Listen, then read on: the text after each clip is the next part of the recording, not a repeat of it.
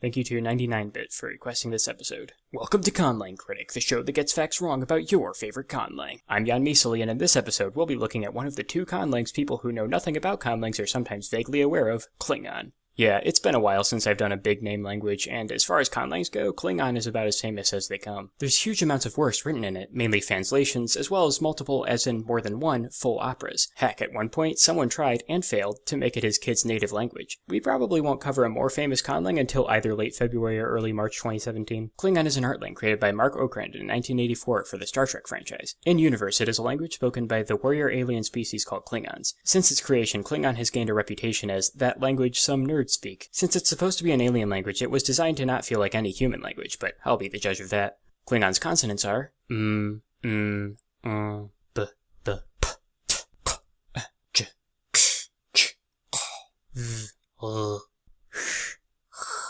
w, l, y, r. Huh.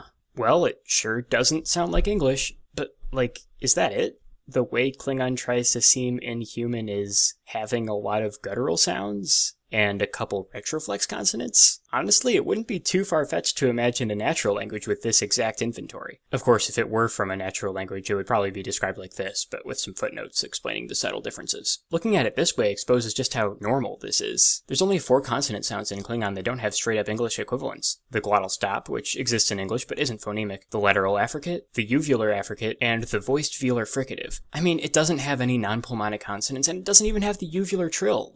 What? Is the definition of sound that isn't in English that English speakers think sounds kinda harsh for some reason. I gotta say, I'm kinda underwhelmed here. Klingon's vowels are u, o, a. If this chart looks familiar to you, that might be because I used an extremely similar one in the Ladon episode. For the record, Ladon came first. I'm not saying Klingon ripped off Ladon or anything, but I am saying that Klingon, a language that tries to sound harsh and violent, has the same exact set of vowels as Ladon, a language that tries to sound soft and elegant. Klingon's romanization system is just really bad. So, Klingon uses mixed case, like Aoi, but where Aoi used mixed case to get more mileage out of the Latin alphabet, Klingon only has one pair of sounds where case even matters, and not only does it have digraphs, but it actually has a trigraph. It doesn't even do this to make otherwise similar looking letters look more distinct, because L is always lowercase and I is always capital. There is no reason for Klingon to do this other than to look slightly more alien, which it doesn't need to do because this is a romanization system. The average viewer of Star Trek isn't going to see Klingon written down this way. It could have done something like this and it would have been just fine. I mean, it's not that hard to make a decent romanization system, you know? I really don't get why Klingon is written the way it is. Even in universe, this is supposed to be a transliteration system for its native writing system called Piquant, which, by the way, is just a basic left-to-right fully phonemic alphabet, which is boring and not very alien. Yeah. The grammar also attempts to be alien by using features that are rare cross-linguistically. And, well, it uses OVS word order, which is extremely uncommon, but pretty much every other thing Klingon does with its grammar just isn't. Like, oh look, it's got noun cases that aren't based on gender. Oh look, it's got agglutination. Oh look, verbs are marked for number and person of both the subject and object. Oh look, it doesn't even have articles. Clearly this is something only an alien species could come up with. Meanwhile, it's got nominative accusative alignment, a base 10 numbering system, 2 grammatical numbers, and a suffix you put on the end of verbs to turn them into nouns that mean performer of this verb, all of which are blatantly from English.